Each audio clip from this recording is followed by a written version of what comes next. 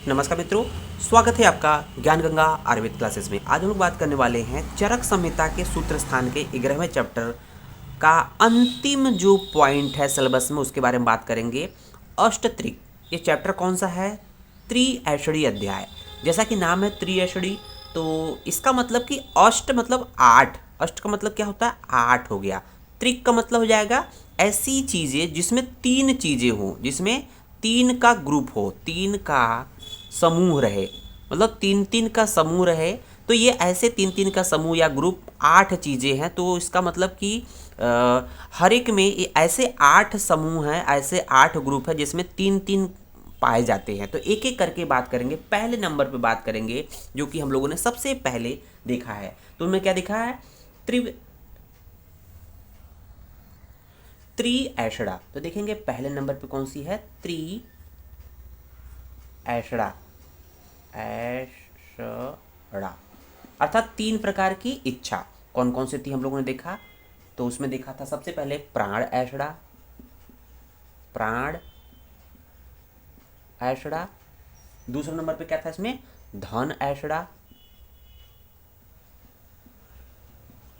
और तीसरे नंबर पे इसमें था परलोक ऐषणा। परलोक ऐषणा। ये तीनों ऐषणा हम लोगों ने डिटेल में बात किया। आप इस चैप्टर के अर्थात त्रिऐषणी अध्याय चरक सूत्र 11 के चैप्टर में जाएंगे, अर्थात प्लेलिस्ट में जाएंगे, इस नाम से चैप्टर होगा और वहाँ पर एक एक करके हम लोगों ने बात किया है त्रिऐषणा के बारे में। दूसरे नंबर पे हम लोग बात करेंगे अष्टरिक में 3 का ग्रुप कौन कौन सा है? वो है त्रय उपस्तंभ। क्या है? त्रय उपस्तंभ। तो हम लोगों ने बात किया था वहाँ पर कि 3 त्रय स्तंभ कौन कौन से होते हैं? वात पित्त कफ को त्रय स्तंभ बोलते हैं, लेकिन उपस्तंभ है, इसका मतलब इसमें 3 चीज़ें। दूसरी चीज़ आएगी तो इसमें आएगा आहार। 3 कौन सी चीज़ें हैं त्रय उपस्तंभ में? पहला है आहार, दूसरा है स्वप्न, जो चरक ने बोला है स्वप्न, तीसरे नंबर पे आपका ब्रह्मचर्य। ब्रह्मचर्य तो दो हो गई। तीसरे नंबर पे आते हैं हम लोग त्रिविध बल। तो हम लोगों ने 3 प्रकार के बल की बात किया था, त्रिविध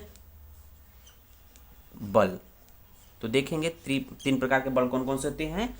सहज बल, सहज बल। दूसरे नंबर पे कालज बल, देखा था, सहज बल, कालज बल। तीसरे नंबर पे युक्तिकृत बल, युक्तिकृत बल। तो हम लोगों ने एक एक करके एक एक पॉइंट को एक्सप्लेन किया है, लेकिन आपको चैनल के प्लेलिस्ट में जाकर एक एक को अच्छे से समझना पड़ेगा। उसके बाद देखा था हम लोगों ने त्रिविध आयतन।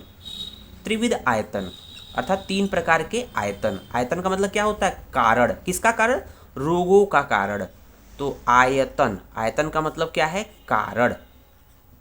आयतन का मतलब कारण। 3 प्रकार के रोगों के कारण कौन कौन से थे? तो पहले नंबर पे देखा था असात्म इंद्रियार्थ संयोग। असात्म्य इंद्रियार्थ संयोग, ठीक है ना।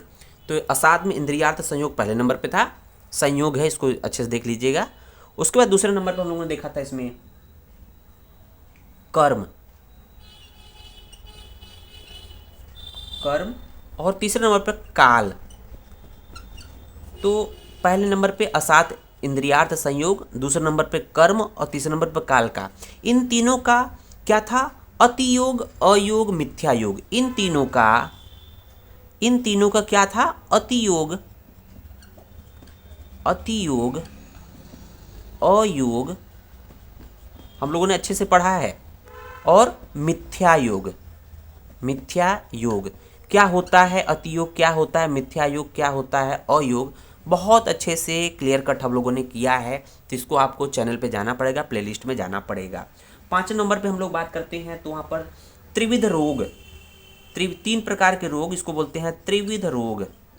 3 प्रकार के रोग कौन कौन से होते हैं? तो हम लोग देखेंगे एक एक करके। ऑलरेडी बात कर चुके हैं, बस यहाँ पर हम लोग समराइज फॉर्म में लिख रहे हैं, क्योंकि ये आपका पॉइंट है अष्टत्रिक, इसमें यही लिखना ही है। अष्टत्रिक में आपको यही 8 चीज़ें लिखना है। 5 नंबर के केस में जो भी आएगा प्रश्न 4-5 नंबर में। तो देखेंगे त्रिविध रोग में निज रोग, पहला है निज रोग, दूसरा है आगंतुक रोग, आगंतुक रोग। तीसरा है मानस रोग, मानस रोग अर्थात मानसिक रोग।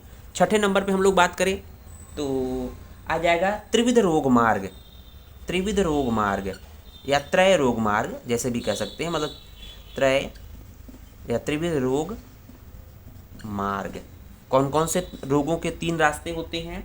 शाखा, बहुत अच्छे से हम लोगों ने एक्सप्लेन किया है। शाखा जिसको हम लोग बाह्य रोग मार्ग बोलते हैं, बाह्य रोग मार्ग।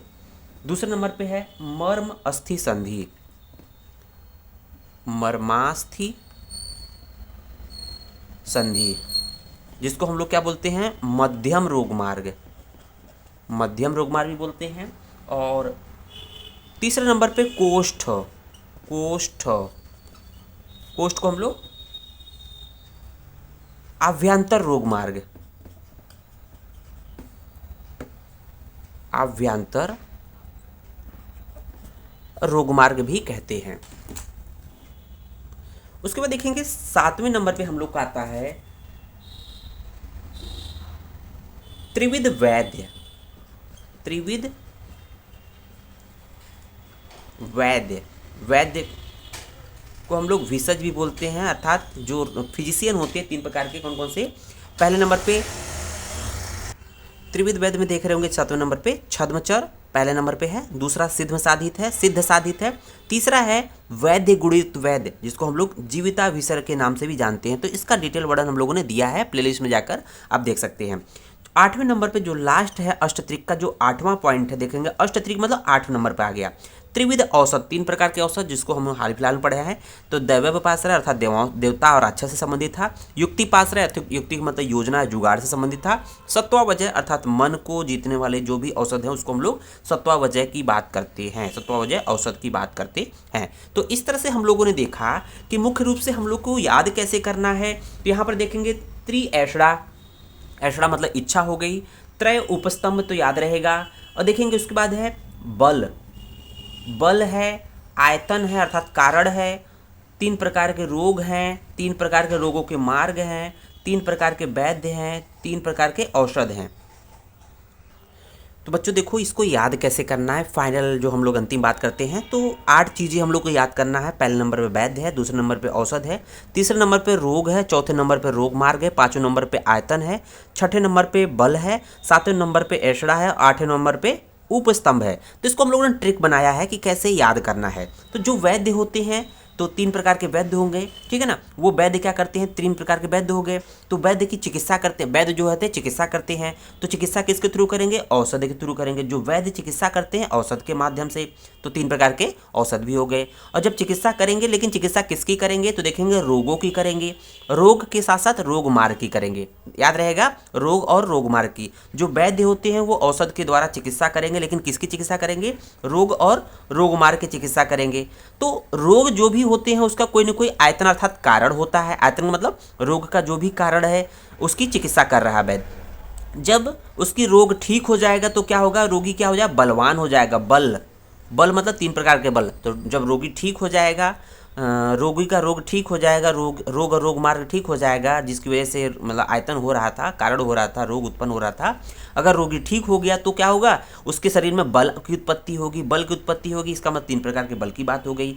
जब बल की इच्छा होती है, जब हम लोग तबीयत ठीक हो जाता है, हम लोग के स्वास्थ्य ठीक हो जाता है, शरीर में बल की प्राप्ति हो जाती है, तो हम लोग की कुछ इच्छा होती है कि चलो अब थोड़ा सा ऐशड़ा, इच्छा मतलब उसको ऐशड़ा होगी अर्थात इच्छा होगी। उसकी इच्छा क्या होगी कि चलो कुछ व्यायाम करते हैं। व्यायाम का मतलब उपस्तंभ, गदा उदा उठाते हैं, कुछ डंबल वंबल उठाते हैं। उपस्तंभ का मतलब मान के चलिए हम डंबल उठाने की बात कर रहा है, तो व्यायाम करने की बात कर रहा है। तो याद कैसे करेंगे कि जो वैद्य है वो चिकित्सा करते हैं किसकी?